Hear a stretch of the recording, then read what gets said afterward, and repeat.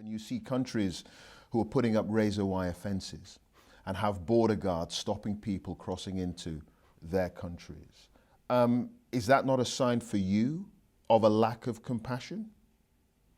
How does all that make you feel? We have to look from a wider perspective.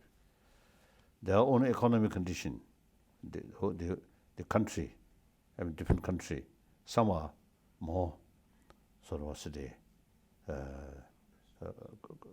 economically better situation, then they have the more ability to take more. Like I think Germany, I think wonderful. Their own economic condition also is good. But the Hungarian Prime Minister, he says he doesn't want his country to become an Islamic country with all these potential Muslims crossing the border. He's not saying it's because they can't cope economically. He's saying it's a religious thing. You can't sort of blame or generalize whole Islam. Islam, like any other religion, the essence is message of love, forgiveness.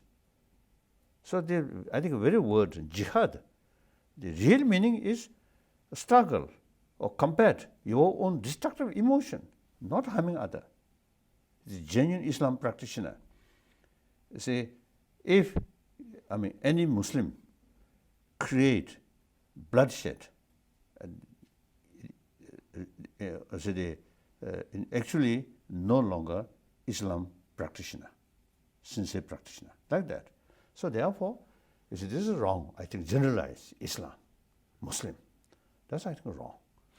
Do you believe, you've talked about the economic circumstances under which certain countries will want to take in some migrants and refugees. Germany is willing to take in hundreds of thousands every year.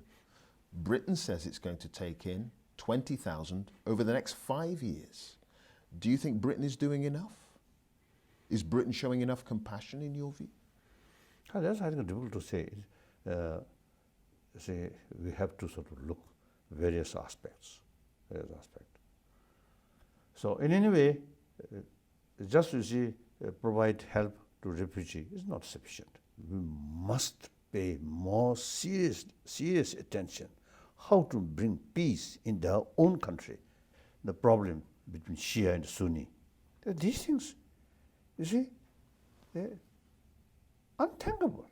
Your message of non-violence, of compassion, on a practical level, how can that resolve the situation in Syria when you have elements within the society there, particularly the Islamic State group, for whom it would be difficult to talk to in terms of trying to negotiate potentially a peace? That's right. We have to think seriously, long term.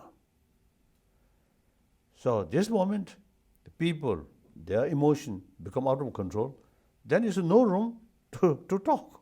Lord Carey, the former Archbishop of Canterbury, a couple of weeks ago, he said there must be renewed military and diplomatic efforts to crush the twin menaces of Islamic State and Al-Qaeda. He's saying, make no mistake, force, airstrikes may have to be used. Now, this is a former spiritual leader saying that force needs to be used. What place does your message of compassion and tolerance have when you're dealing with the kinds of elements that are in Islamic State?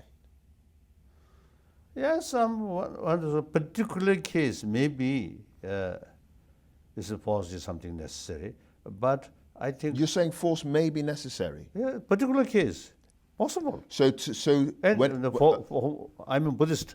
It's a Buddha's own sort of the previous life sort of story. Mm-hmm. There are, you see, such sort of cases there. So like you're saying force should be used potentially against Islamic State? No, I don't think. Unless you deal this problem non-violent way.